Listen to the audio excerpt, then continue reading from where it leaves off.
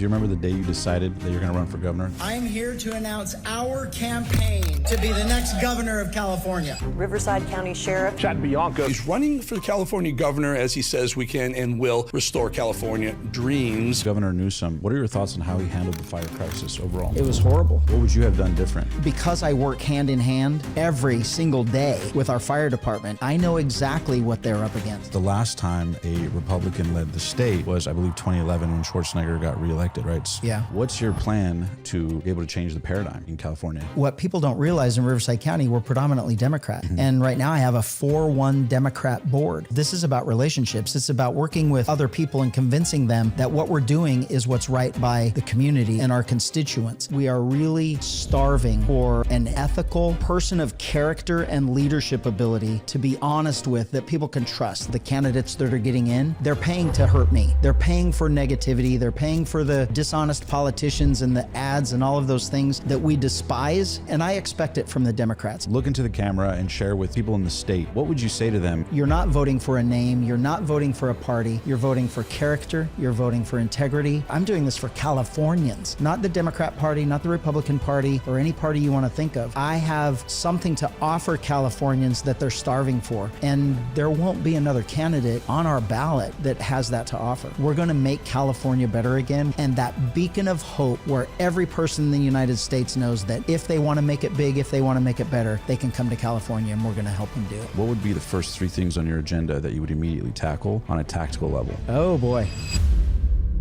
I'm Riverside County Sheriff Chad Bianco. I've spent 32 years of my adulthood dedicating my life to the service of my community, and I'm going to take that to Sacramento. I am one of the passionate few, and I will be your next governor.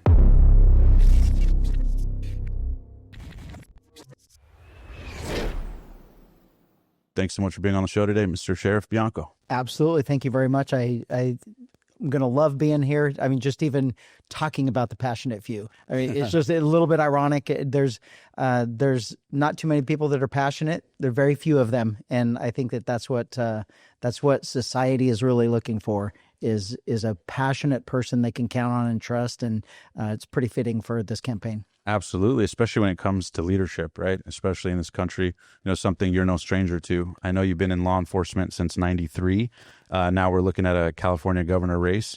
But take me back before we get into, some of the things going on with California and some of your policies and your vision for a better California. Take me back. Where did Sheriff Chad Bianco grow up, and how did you get into law enforcement back in '93? Take us way back. Very good. That's it. We're going to go way back. So I was born and raised in Utah. I was born at Hill Air Force Base. My dad, right after I was born, went to Vietnam.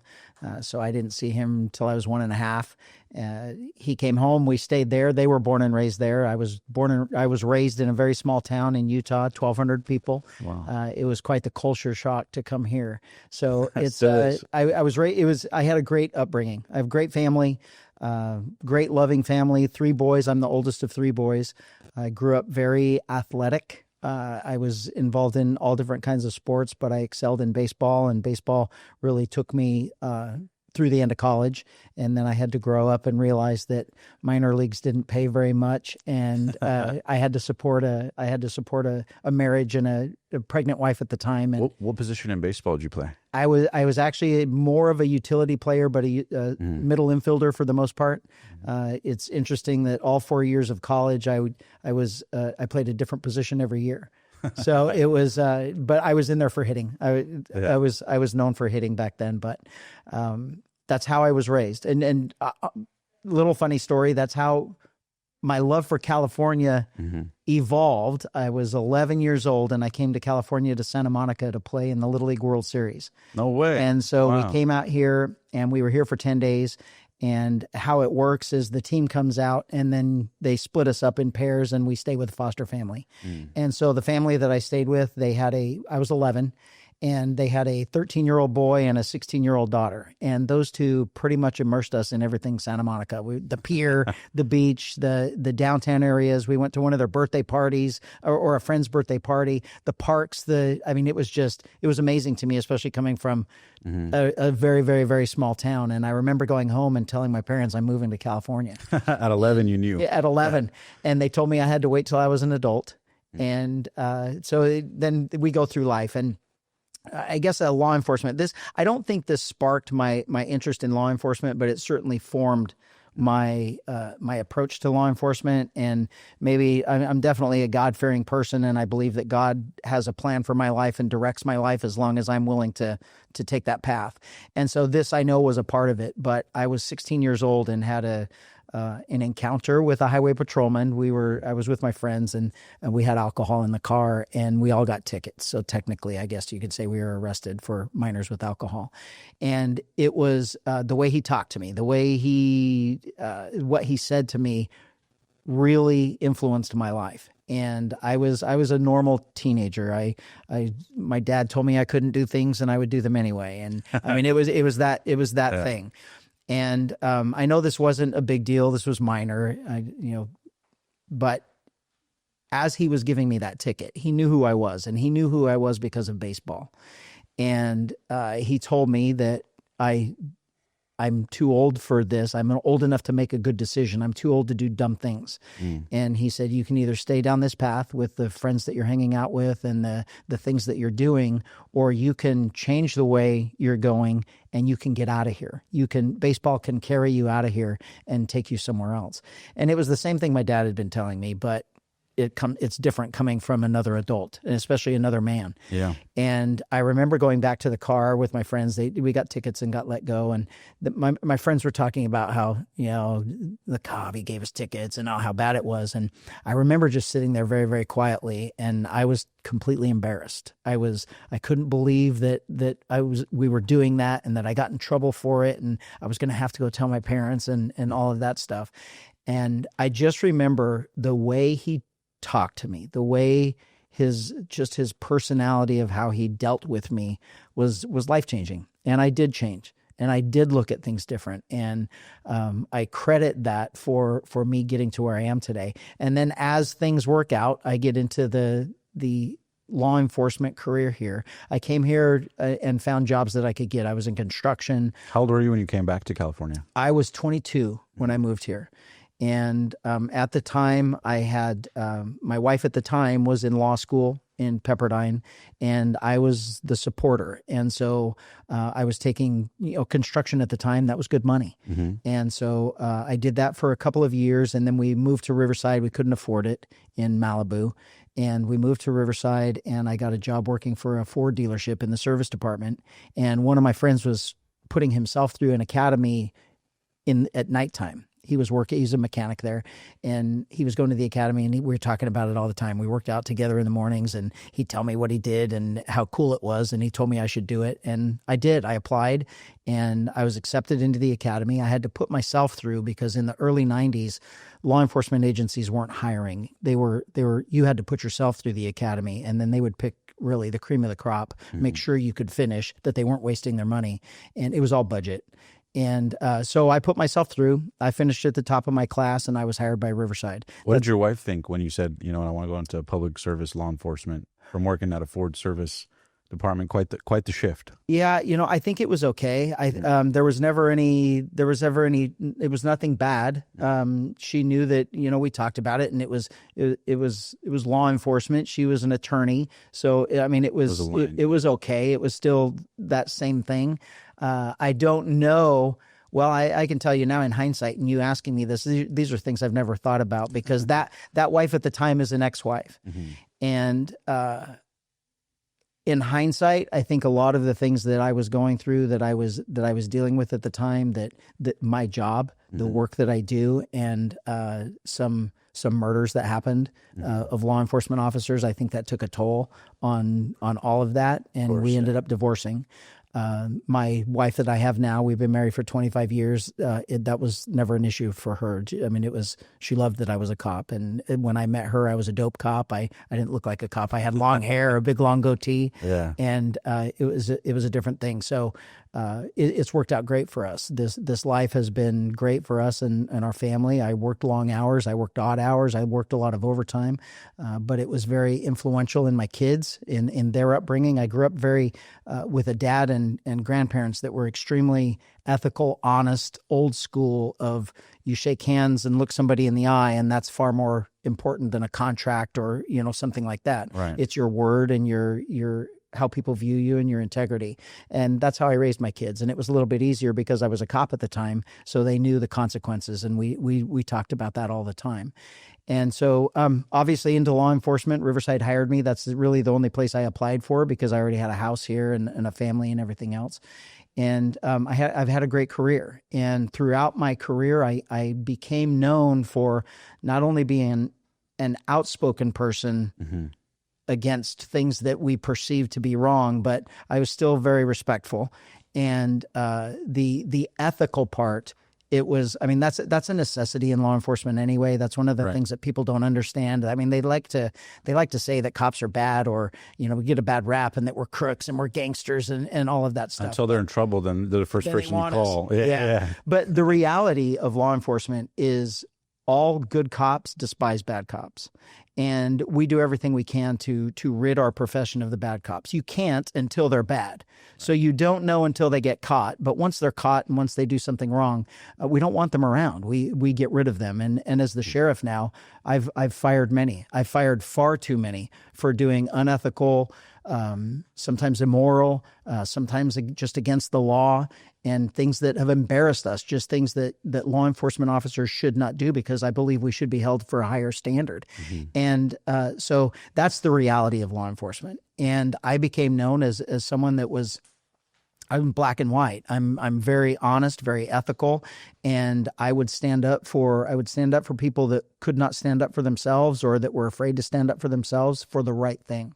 And that carried me through my career. I promoted relatively quickly in my career up to a certain rank, and then I kind of stagnated a little bit because of supervision at the time. But that's really what caused me to run for election the first time. And I knew that we were just not doing the things that we should do for our public. And that was in 2014, I believe, right? I did. I ran in 2014. That was the first time I ran. And it was truly because the things that were being said to the public, I knew weren't true. I knew that we were not providing proactive law enforcement. And our sheriff at the time was telling people we were, and he was saying all the right things, but he was telling us to do the opposite, because the reality of proactive law enforcement is, I mean, there's sometimes bad things can happen. You're getting in pursuits, you're getting in foot pursuits and fights, and those things that the public may not like and they may not understand, but or have context of the nuances. Yeah. But it really is it's the reality of fighting bad guys, of fighting criminals. And he was in a position where he didn't want any negative press. So the easiest way for that to happen is for us to not do anything. So it wasn't in writing that you couldn't do anything, but it was encouraged for you to just sit and do nothing and wait for those 911 calls, and then just go handle them and then wait for the next 911 call. 100%. And I didn't believe in that. I mean, there was a movement in the early 2000s that is broken windows theory and community-oriented policing, that you're supposed to be engaged with your community. You're supposed to be engaged with their issues, so their quality of life issues are addressed. And that's the belief I have. It's in training. It's in real life. It's what we see on TV. And we just weren't doing it. And that's what caused me to run the first time. And I lost. I was punished for running. It was ugly. There are consequences when you run against your boss and you lose if you have an unethical boss. Yeah. And it wasn't about what was right and what the voters wanted and everything else. It was about power, his power. And mine was about just doing the right thing. I'm a servant. I truly am. And I think that's my upbringing too with my dad, is we always did things for other people. We would miss out on a vacation that was planned because someone wanted my dad to help him build a block wall or pour concrete. And then so that's how I grew up, is helping in that realm. So I'm the same way. I can do anything. And with a track record of 30 plus years in law enforcement, you've seen almost it all, right? Absolutely. And so I'm curious, is like, you know, when you're in law enforcement that long, obviously there's nuances you see. What kept you in it so long, and what makes you so passionate about public service? I think it's that desire to help people. That was built into me at a young age. It was learned at a young age that I get enjoyment from being able to help someone. And it doesn't matter if it's a life-changing thing or something very, very minor, whether it's getting their car back or getting, their lawnmower that was stolen, or something as simple as just being able, I'm driving down the road in the middle of the night and I'm able to change somebody's flat tire. I mean, it's anything like that someone says thank you. A thank you to me is worth more than any amount of money that you could possibly give me. And it truly is what makes me keep going. And everyone doesn't thank you at every call, but you can go through 10 bad ones and 10, typical law enforcement experiences. And then you get that one, and, an elderly woman or anyone thanks you for helping them. And that's all worth it. That truly is why I do it. I love it. And it's, that's been through my whole career. Yeah. It's whether I could help deputies, whether I could help residents or victims of crime. It's that helping thing and doing things for other people that really drives me. And I think that's what's really made me successful. I think the people at the time that were trying to convince me to run, other employees, the deputies, they were doing everything they could to convince me to run. And I gave up after that first time. My wife had a health scare that we just wanted to live life happily ever after. We didn't know how much time we were going to have. And I was never going to do that again. I wasn't going to run again. And thankfully for us, for my wife, she struggled for a long time, but she's fine, and she came through it. And that brought us to the next election in 2018. And even though I had a retirement date, I was retiring. October 23rd of 2017 was supposed to be my retirement date. And deputies convinced me not to.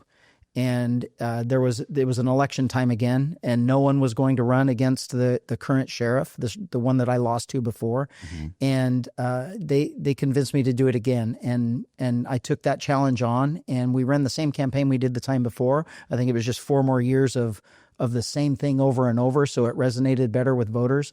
And I won handily. It wasn't an easy election. It was an ugly election. There was a lot of negative campaigning and lies and the typical stuff that we don't like elections for. Right. But I won, and thankfully there was a lot of changes that I could make that I said I was going to make. And we instantly made a 180-degree morale change in our department, and we were a department that was truly almost on the brink of failure.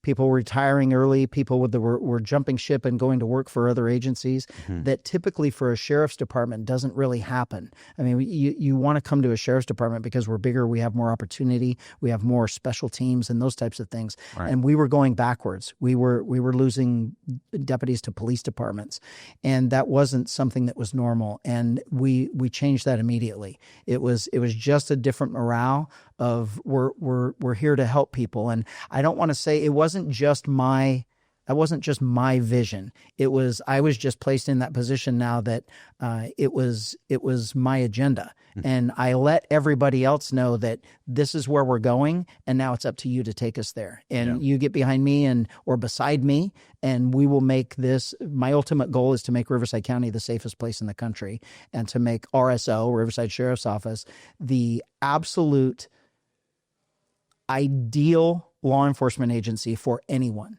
And what I mean by that is, when I grew up, I mean, it was TV probably that was generated, but the respect that LAPD and NYPD had, I mean, that's what everyone wanted to emulate. They were doing the state-of-the-art things, the new things, the new way of policing, and those and that type of thing.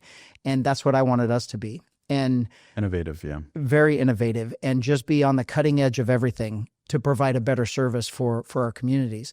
And I'm not patting myself on the back, but I will pat my agency on the back and my employees and say that we are known for that in the law enforcement world now. I'm sending people traveling the country to train other agencies how we do things. We do have that respect and that opinion of others that they have of us. We have that now. And so I'm very happy. We do a great job here, and we live in a great place. We have a great community, great residents, and that brings us into now where my ultimate goal as sheriff is to do everything I could to keep us the safest. Mm-hmm. And I realized that back in running, I was a lieutenant at the time, and I realized that I had tapped myself out. There was nothing else I could do in our agency to make things better because it had to be agency change. It had to be procedure change and rule change. And the only person that could do that was the sheriff. And that was really the driving factor of me running for sheriff. And now, fast forward that to now, I'm at the same point. I've done everything I can in Riverside County to make law enforcement better here and people safer here, businesses safer. And I've tapped myself out because I realized that it's the government's agenda, and it's our governor and our attorney general especially, and our legislature that is the limitation of me protecting my community. And to me, it's almost shameful that it's the government that's protecting me from stopping me from protecting the public. And I realized that the only person that can change that direction is the governor. The governor has the power to change the agenda of the government. And as I look at now, we're coming into an election with a governor who is leaving. He's termed out. I look at the people that are lining themselves up. And at the time, it was all Democrats. I think there was 10 or 11 of them at the time.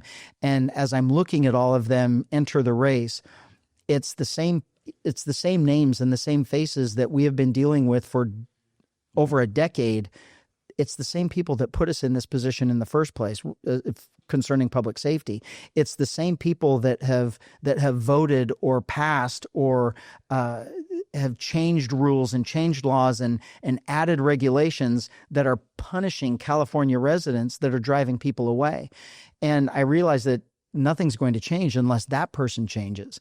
And nobody was stepping up to do it. And I realized that it was either going to be the same or worse with the people that were running. Do you remember the day you decided that you're going to run for governor, the final decision? I do. The final decision was on Inauguration Day. And my wife and I were very blessed to be able to get tickets and be able to have the resources to go watch the inauguration. Wow. I was actually at election night as well. Were you? Yeah. Oh, very cool. Yeah. Very cool. And that's just as cool. That's probably even more cool because that was Dancing energy. Yeah. The energy was amazing. But we were there. It was a little disappointing that with the weather there, and we didn't get to see it. They made it private and inside, but it may have been. I mean, that's that God thing of putting you in places of just how you're going to be. And so we were at the hotel. We were in the lobby, and we were watching it. The lobby had big screens all over. We stayed in the old Trump hotel. We splurged and made sure that we were going to get the whole experience. And so that lobby, if you've ever been there, is amazing. Yeah, I have. And the staff is amazing. They were giving everyone champagne for the speech and everything else. And so everybody was toasting. And I listened to his speech. And I do have to say now, I love my president and I love his policies and everything else. But I was very, very grateful that day that he stayed on script. And he said everything that he wanted to say that he had in that speech. And as I sat and listened to him, I really was on the edge of whether or not I was going to run. And I was leaning toward being selfish and saying, this is going to be ugly on my family. This is going to be a huge sacrifice for me. Even if I win, it's a sacrifice for me and my family. Right. That I was being selfish and saying, I'm going to think of myself. And as I listened to his speech and the words that were in the speech and the feeling that I got from that, when it was over, I mean, I don't want to say I was emotional, but I was emotional a little bit. Mm-hmm. And I leaned over to my wife and I said, I'm going to run. And just she like that. panicked. Yeah. And she was all behind me because in the end, it was her decision, but she had come to the decision that if I was going to do it, she was behind me 100%. Mm-hmm. And she knew that I was having second thoughts, but when I think she knew that the way I said it, she's like, okay, we're in, I guess. He means it. Yeah. And we came back from the inauguration full steam ahead. And I'm an extremely competitive person. And luckily for me, so is my wife. Yep. And so we are. There is no option of losing. We're gonna do this for California. I've said this over and over. I can't change who I am, and I don't necessarily respect people who try and be something that they're not. So I can't deny that I'm a very conservative Republican, and I always will be. I will never change just to buy a vote. Right. So for some of these people that are changing their party, want to be independent, or then they even change to Democrat because they think only Democrats can win, and they saw the light, whatever it is. I think it's phony. I think it's the politician, stereotypical politician that we don't like. But in the end, I will always be that conservative Republican.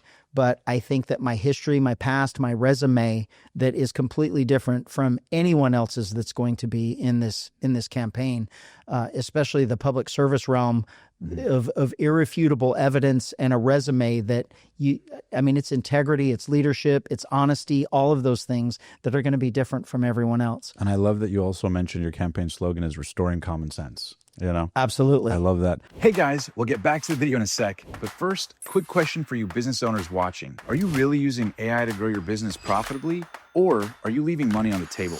Well, thanks to today's sponsor, High Level, you can now put AI to work for you and your business 24/7. High Level is the #1 all-in-one marketing and CRM platform that replaces dozens of those scattered apps with one powerful, easy-to-use dashboard. It's like having your own AI assistant running your business around the clock 24/7, writing your emails and texts, following up with leads instantly, booking appointments, building funnels on websites, managing your calendar, and even collecting reviews to grow your reputation and maximize your profits. Thousands of entrepreneurs and agencies are already scaling faster with it, including me and our business. And here's the best part. You can get started today with an exclusive 30-day high-level trial completely free if you click the link in the description below. So don't wait. Start your free trial and let's start growing your business today. Thanks to High Level for sponsoring this video. And now let's get back to the show.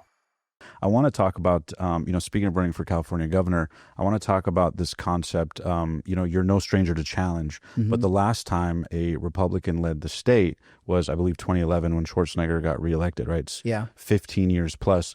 What's your plan and how do you see it working to sort of be able to change the paradigm in California with you running? I think that kind of what I was just saying, that what I have to offer state government and Californians in general is exactly what everybody wants. Everyone, I believe, we are tired of government. No one has confidence in government. Every single poll says that government is going in the wrong direction. They don't have confidence in government.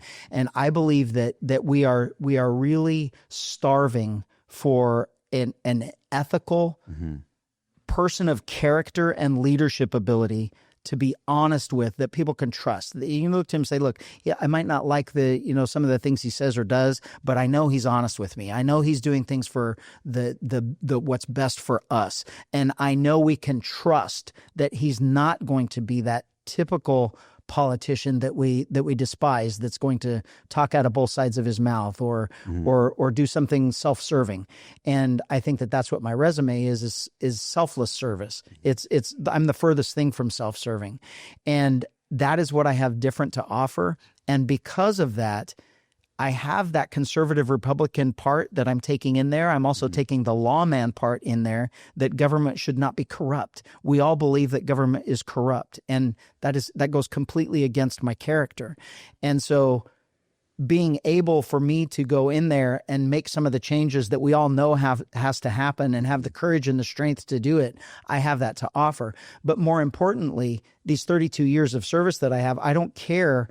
When I go to a house, I don't care who you vote for. I don't care if you're a Democrat or a Republican, and I never have. Those things are private to me. My beliefs are private to me, and your beliefs should be private to you, and we should just be good Californians. So I'm not doing this election to take away from Democrats, and I'm not doing it to give to Republicans, and so the Republicans can take over power.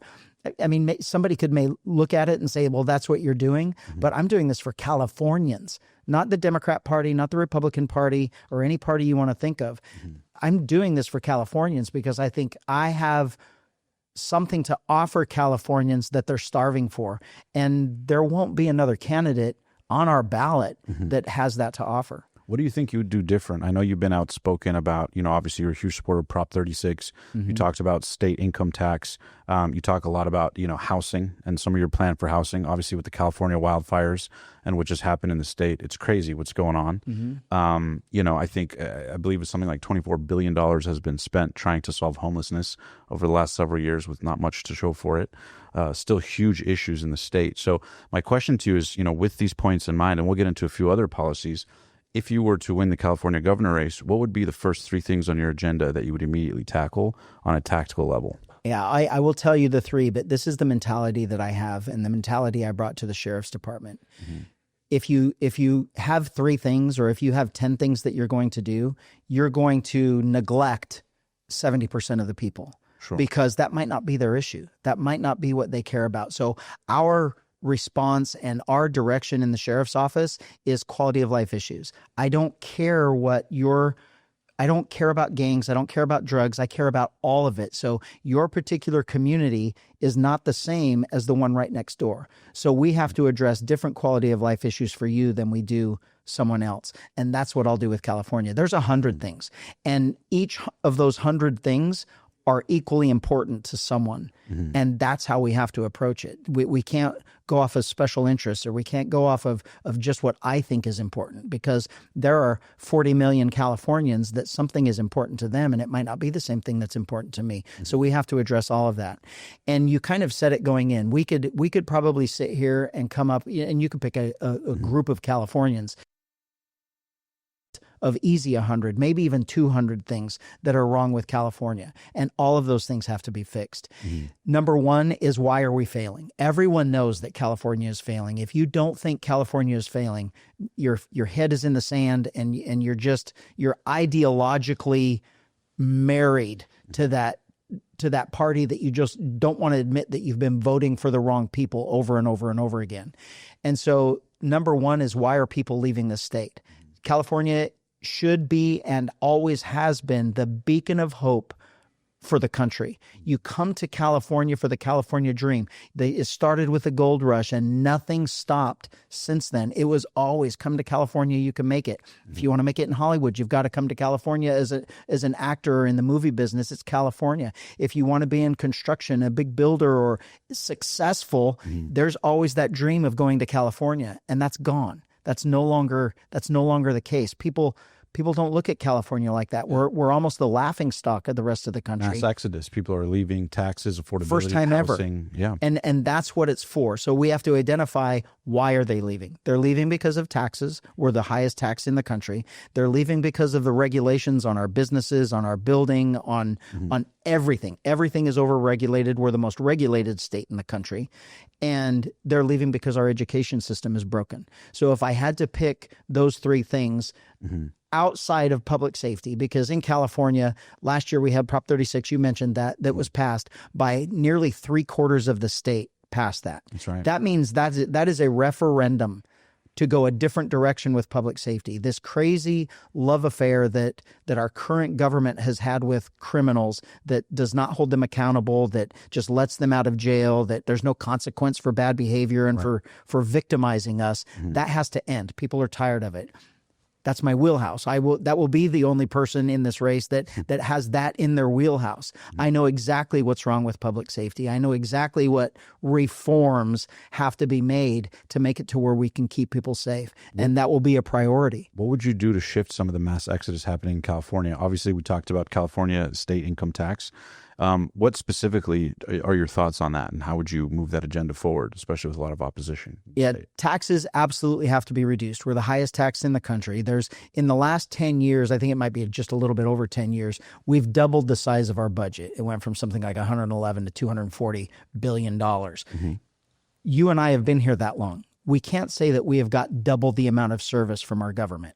Or it has gone straight downhill, and our government works against us. It no longer works for us. And so we have to be honest with what we're seeing in Washington, D.C., with the waste, the abuse, the funneling of money to places that we have no idea where. You mentioned $24 billion in homeless that they can't even account for. They don't even know where it is. And that's a crime. That is a crime to not know where our taxpayer money is going. So not only do we have to eliminate that waste, there's going to get to a point where we don't have to tax the people that are paying for this. We don't have to tax them so high. And I've said already that my goal in 8 years, by the time I leave office in 8 years, I'm very confident I'm going to win. And within that 8-year period, we will eliminate state income tax. It's not going to be easy. It's not going to be an overnight fix. And it's going to be very difficult with a Democrat legislature who has an unquenchable thirst for your money.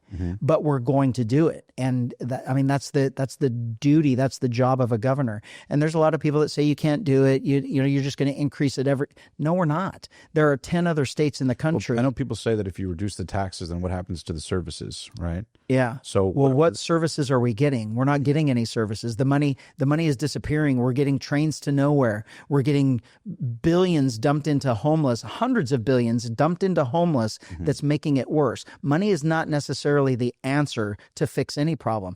Getting out of people's way, getting out of the way of ingenuity, getting out of the way of progress, getting out of the way of our personal wanting to make a difference.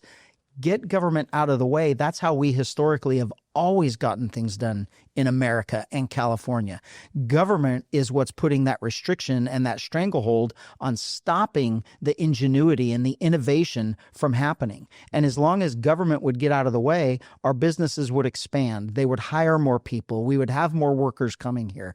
All of those things would get better. We would build more houses. It's regulation that is costing our home builders are not building homes because they don't want to. That's what they want to do. They're being prevented by government because government doesn't, at this particular time in this agenda, they don't want us to have personal ownership of homes. And so the regulations and the fees and the time spent that it takes to build a home, that cost has to be passed on to the consumer, and that's why we can't afford homes. I know you mentioned also that affordability is what's contributing to the homeless crisis as well. What would be your plan to lower home cost in the state and just make it more affordable in general? So taxes, we have to encourage builders to want to build. And the only way you can do that is take away their regulations, take away the restrictions and the fees and the costs that government is putting on them for that building. I mean, one of the big things, I have a project going on right now where we're trying to expand our academy. Now, this is not a home, but this is building. This is an overarching problem in California. We're trying to expand our academy, redo our academy, make it more modern. It's dilapidated and almost embarrassing. And we want to see if we can get a new one. Well, we've been sitting for almost 3 years now, probably to the tune of between $4 and $5 million because of CEQA. That's embarrassing. I was just going to ask that, CEQA, the environmental impact fees, and where government is more concerned. This is where one of my platforms is I care about Californians, not about special interests. And so CEQA is something that has taken a life of its own. For people who are not familiar with CEQA, can you give the audience a little California Environmental Quality Act. It was actually started by Ronald Reagan, and it was, at the time, it was a good thing. But he even said, this is not going to be perfect, and we're going to have to mold this and fix it to make sure that it works for us. And not that special interests agenda take over and supersede the balance. Yeah. Right. And it didn't. I mean, we let lawyers and special interests take on a life of their own. I think Trump said we killed fishes, or we saved fishes in the expense of burning homes. Absolutely. Absolutely. Yeah. And it should be embarrassing. And what that has done is even the last five governors have said CEQA is a disaster and it needs to be changed. None of them have had the courage to stand up against special interests and say, we're doing this for Californians. And I will do that on day one. Why do you think that is? Because obviously it's a lot of pressure. You're no stranger to pressure, even during the Biden administration. This is where I first heard you, and most of the country probably first heard about you, is, and we'll switch gears back to it, but I'm curious, is, President Biden put together, federal policy, and you were one of the first sheriffs, and literally, you became known all over the country as being, a sheriff who stood up for the people and stood up for common sense, like you say. What was that like, standing up to that pressure, standing up to the President of the United States? How did you deal with that, especially with pressure on both sides? I will tell you, it wasn't easy, but that's been bred into me, probably forced into me just because of my dad. How bad was the pushback you got? In the beginning, it was bad, and then everyone realized I was right, and so everyone started doing the same thing. Changed their tune. Yeah. And so in the end, it was. My whole life, I was always one of the smallest in my class. I didn't really grow until after my first year of college. That's when I grew 4 or 5 inches and gained 40 pounds in 1 year of college, and so I always, I didn't mind fighting. I didn't mind doing all of those things and standing up for what's right. Yeah. Exactly. And even for other people. I stand up for other people, stand up for everything that's wrong.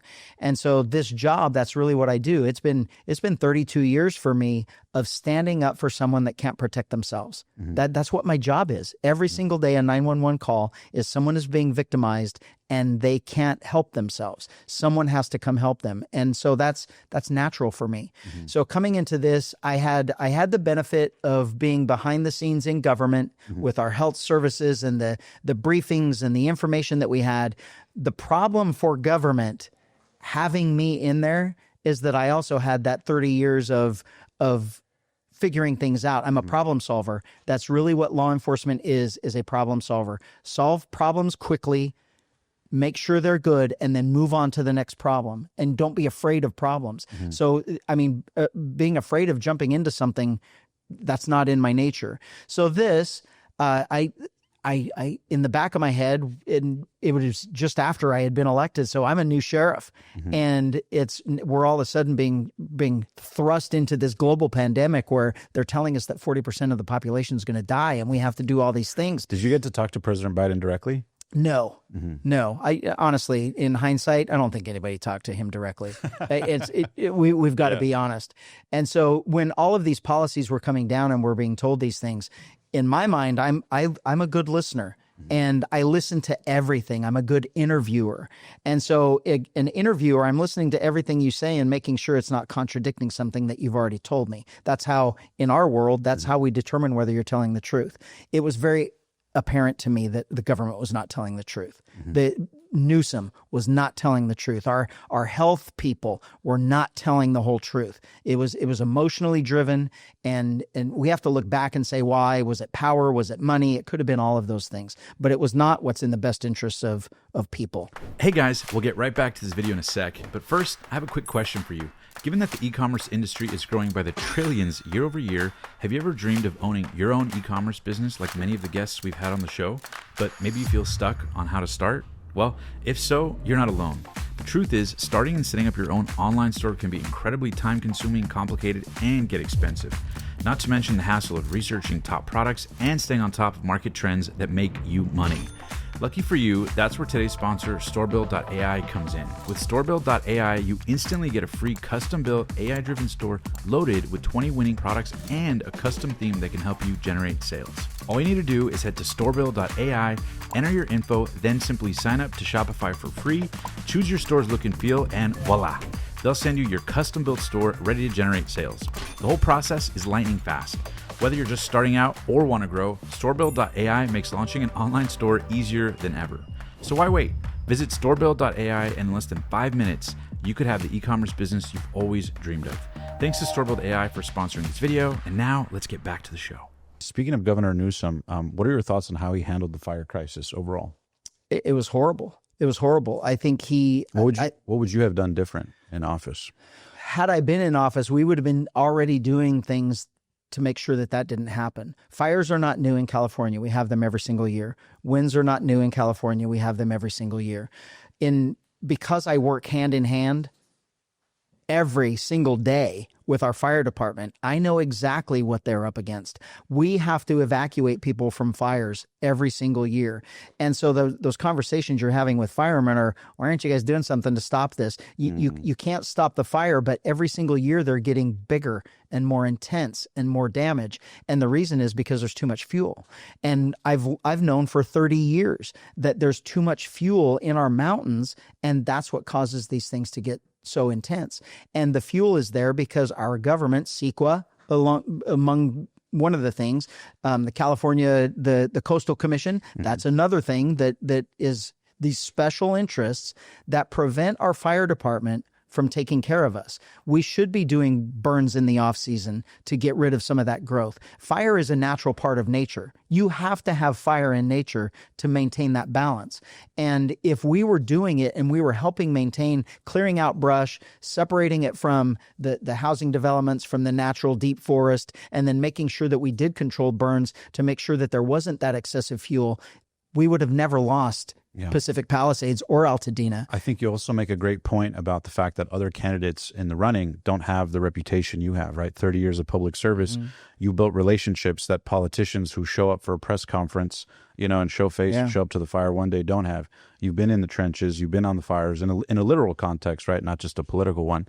I'm curious, what do you think for, voters who are potentially considering voting for you? What would you say to them in terms of what you could do in terms of negotiating deals that other people couldn't, having the relationships behind the scenes that other people didn't, right? You mentioned the fire department. Just on a practical, tactical level, because a lot of people hear this stuff and they go, okay, we get it. We want lower taxes. We want less regulation. That's what everyone says to get the vote. But on a tactical level, you've been in the trenches to make things happen. So my question to you is, for voters listening, what would you do differently to actually push those agendas forward that other candidates just won't be able to do in California? Yeah, it's easy for them to say it. We can all say we're going to do it. I have 32 years of doing it, the service to the community, but more importantly, I have the last 6 as the elected sheriff of one of the largest sheriff's offices in the country, second largest in the state. And with that comes a $1.2 billion budget. And what people don't realize in Riverside County, we're predominantly Democrat. And right now I have a 4-1 Democrat board.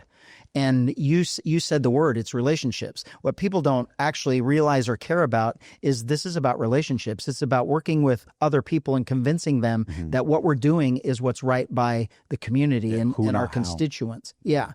And so coming into my line of work and being over a $1.2 billion budget, there were many, many, many things that I changed how government operates, because there's the joke and the story of $650 toilet seats when government does something. Right. That's a reality. That is an ugly, ugly reality. And when I came into office, I'm the biggest taxpayer spender. The taxpayer money, I'm the biggest spender of that as in the law enforcement world. And because I'm a conservative Republican, I need to make sure that what I'm doing is efficient. What I'm doing is right. What I'm doing is the best possible service for the least amount of taxpayer money. And I have been able to change policies in our government on how we do these projects, how we work within the law. We're not breaking the law, but our teams discovered old laws that have never been utilized that makes it to where we don't have, it can be, government is expensive. It can be $300 for that toilet seat instead of $650. And we've saved at least $100 billion in 6 years from our county budget that they would not have to have spent normally. And I came into this with an agreement with them and said, look, I can do this and we can do it. I'm not going to have to come ask you for more money. I can save tons of money, but you have to let me spend it to get better equipment, more up-to-date technology. We have to spend money on technology so we can lower the cost of what it costs for deputies to go out and do a job. And they trusted me because I explained it fully. They trusted me not because we agreed politically, because we didn't, but they agreed with how I presented it. And they agreed that we were both now working for the betterment of Riverside County. And I proved it right. I have that reputation in Riverside County, and no one is going to have that resume of working with people with different political views, with different political ideologies, to actually get something done that is positive for constituents, except for me. And I have the resume. It's not just me saying it. I'm not telling you I'm going to do it. I've already showed you I can do it. We're just going to take it to a state level instead of a county level. Yeah, I love that you say that. You walk the walk, not just talk the talk. Yeah. Yesterday, news came out, I believe Newsom touted it, of course, that news came out that California has the 4th largest GDP in the world. It would just surpass Japan, 4th to, I believe, California, China, and Germany. What are your thoughts about the weight of that responsibility? You talked about a $1.2 billion budget, I believe over 4,200 people, employees that you are managing. But when you talk about the 4th largest, GDP in the world of California, what are your thoughts on that, A, and B, what's your plan to accelerate that even further? Yeah, so this is my thought, and there's a reason why he's coming out and saying this. He's running for president. We all know it. But for the last several months, maybe 10 months or so, that the rumors of me and questions being asked about what I would do and everything else, I think it's embarrassing that we were the 5th. And what I've been saying is, why are you happy of being 5th? Why aren't we number 2? we're never going to pass the United States of America. We will always be the biggest. But why isn't California number 2? Why are you happy? Why are you not competitive enough to do something to change it to be number 2? They're just happy saying 5, because when you tell everybody we're the 5th largest in the world, it's like, man, that's a big deal. Well, we also have 42 million people. So there's a lot of people here. And so my point of why it should be embarrassing for government is, with all of the restrictions that government places on us, with workers leaving, with businesses leaving, nobody wants to come here anymore. We're losing people. Right. Californians want it to be better. They work their butts off to make themselves better, to the point where they, even with the restrictions that Newsom's ideology and his horrible regulations have put on us, we made it to number 4. Now there's a lot of things going on. The economy across the world is getting bad. Right. So everyone's getting worse. It's just they got worse faster than us, that allowed us to drop to number 4. And with the fact that Californians are resilient, we're going to do everything we can to better ourselves. We have to, especially with all of the cost of living and everything else that goes on here. So I'm glad that we came to number 4, but that's not good enough for me. I want to be number 2. I'm a very competitive person, and I'll be realistic and say we'll never be bigger than the entire United States because we're part of it. But I'm never going to let anybody else overtake us. We will do everything in our power to make sure that businesses want to come here. Every business that's left, we'll make it to where they want to come back. The businesses that have never been here or aren't here, they're going to want to move to California, because we're going to make it a business-friendly environment. Everybody that's leaving, the businesses that are leaving California, why are they leaving? Because of our government. Not because of our weather, not because of the beauty here, because of all of the things that California has to offer. It's because of government. And they're going to places to other states, the Floridas, the Texas, the Tennessees, the Idahos, the Nevadas, the Arizonas. They're going to those places because they are advertising that they're business friendly. The entire country knows that California is not business friendly. Can you imagine how easy it would be to get to number 3 or number 2 if we were business friendly? It's not going to be difficult. We have more oil here than anywhere in the country, and the government stops us from using it. And we pay $2 a gallon more than anyone in the country for gas.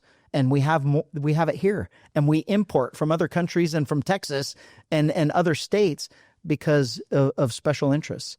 It should be embarrassing. People should be embarrassed that they've allowed our government to do this to us. I love that you stand up and mention that too. So few people mention that. There's so many lobbyists, so many special interests. And then you see a lot of these politicians, they come up, say whatever they got to say. You see Bass and Newsom at a press conference, and then now he's like launching a podcast talking about whatever it is. I'm curious, again, I know we talked a little bit about it briefly, but California hasn't had Republican leadership in a long time. People might be watching and saying, okay, I like Sheriff Bianco. I love what he says. But what's his plan to actually win the Republican endorsement and then ultimately, win the state election? So I'm curious for you. I know you mentioned the fact that your resume is different, your track record's different, but on a tactical level, what are things maybe a level deeper than that, that people can gain some confidence on your plan to win and really succeed at governing the state? Yeah, I'm very confident that I'm going to win the Republican nomination for this position, simply because I think the absolute majority knows that if anyone's going to win and be able to win as a Republican, it's going to be me. There's a new sheriff in town. Absolutely. I mean, there's T-shirts all over the place that only the sheriff can save us now, and I love that. Yeah, and I think that's what people are seeing. They're tired of government. They want something different. They want something new. And I think we're at the point where we're bypassing the D and the R. We're going like something's got to be done. Somebody's got to help us. Somebody's got to save us. And I'm going to step up and do it. So the Republicans, you can't deny that I'm a conservative Republican. Here's the unique thing that's happening now. The far right and now the candidates that are getting in, they're paying to hurt me. They're paying for negativity. They're paying for the dishonest politicians and the ads and all of those things that we despise. They're doing it already. And I expect it from the Democrats. I truly do. I didn't expect it, especially this early, from the Republicans. And it's telling me that I am the person to beat. I am the person that has something to offer that's appealing to Californians. So I'm very confident that the majority of Republicans, maybe not the extreme far right, will be in complete support of me, because they know that if somebody's going to win, we have to be realistic and say that we have to pull Democrats to vote for me too. There has to be the independents. There has to be the Democrats, the moderate Democrats, because a far left Democrat's never going to vote for me, because that's just the way they work. It's Democrat or nothing, and that's that progressive agenda. But that's what I'm going for. I'm not, and I don't like this jungle primary that we have, but I'll tell you what, the jungle primary, I think, is going to benefit me more so than everyone else, because Democrats can vote for me.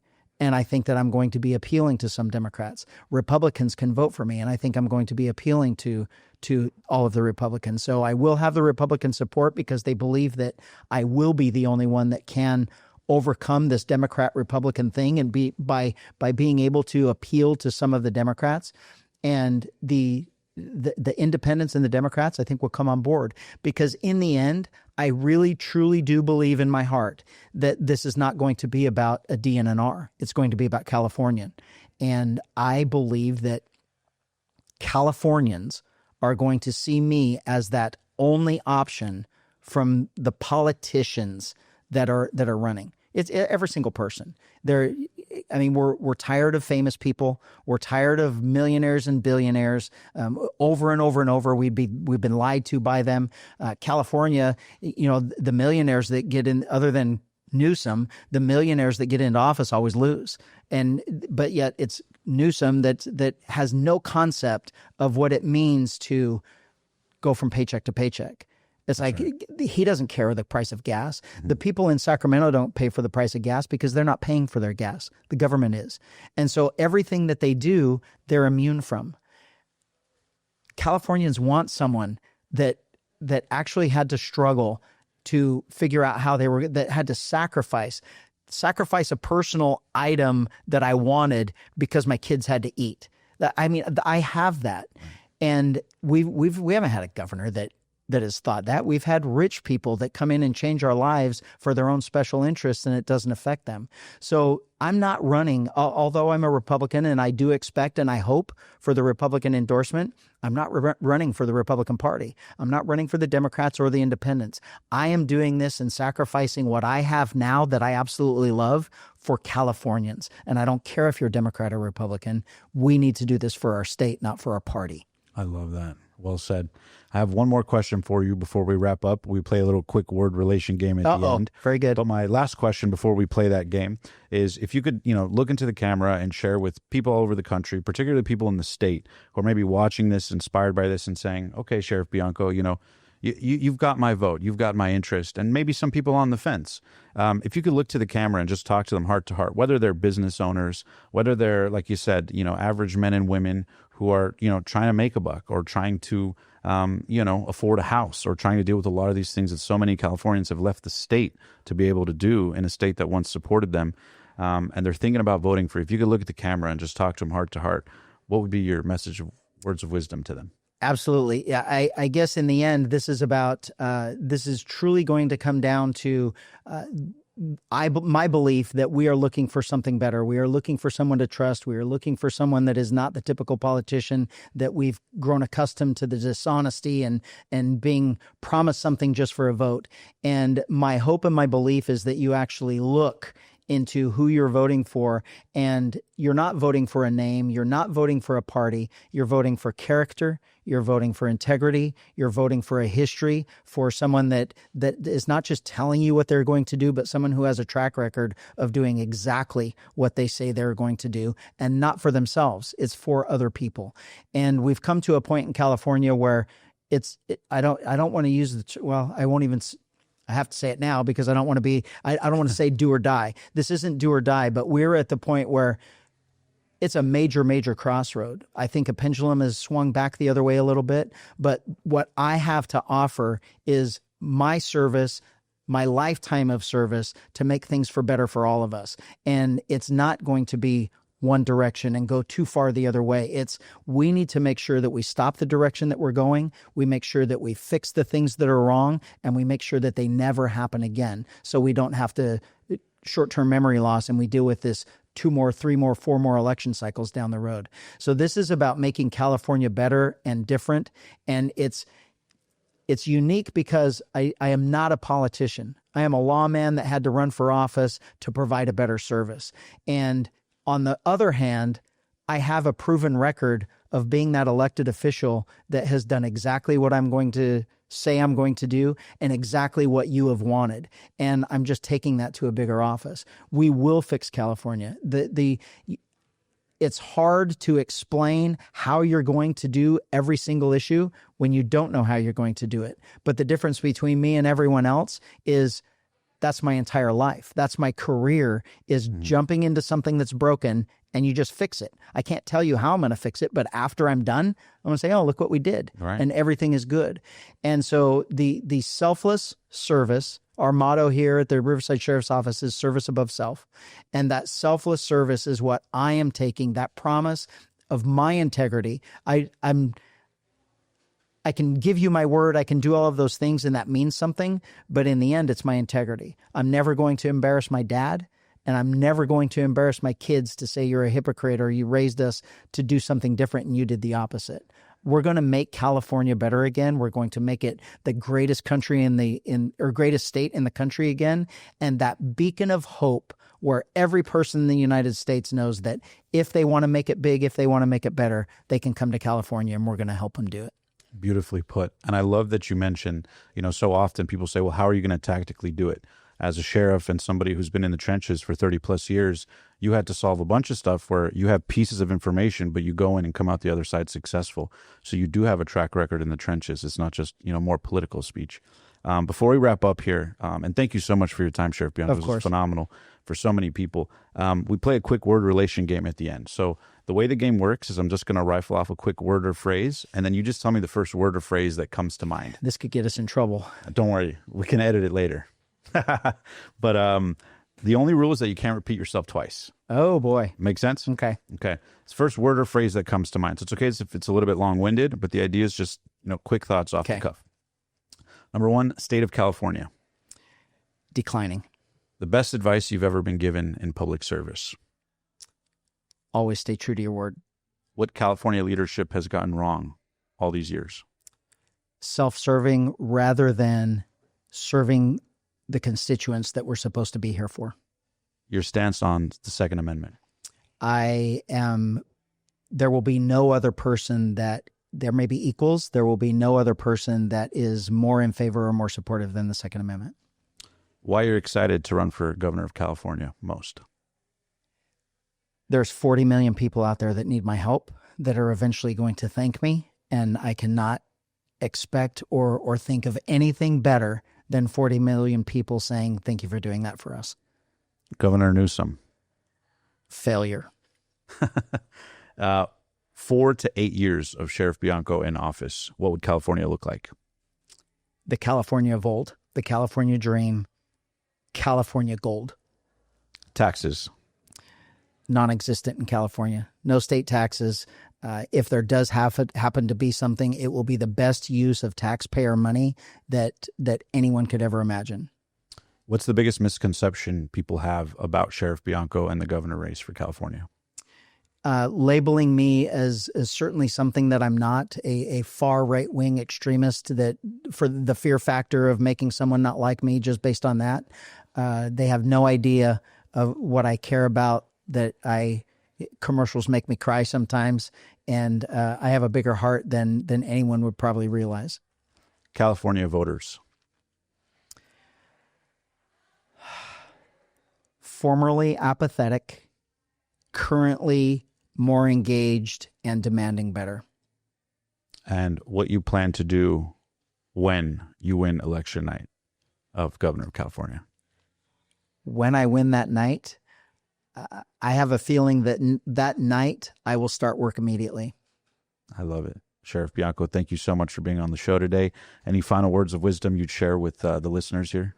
No, I appreciate being on here. This whole thing, even staring at it as we're talking, the passionate few, we need passionate people, and there are too few of us. And that passion and that commitment to help others, that truly is what I have to offer.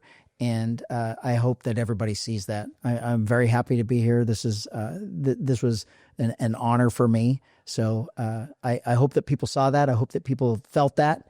And with us, we can make California different. This can't just be me. This is going to be teamwork. I love it.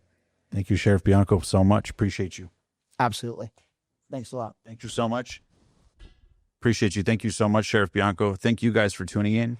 Make sure to like, comment, subscribe, and follow Sheriff Bianco below. And who knows, maybe we'll do a round 2 soon, just before election. As always, live strong, live with passion, and make sure to go out and vote so we can restore some common sense in this great state. We'll see you guys next time. Peace.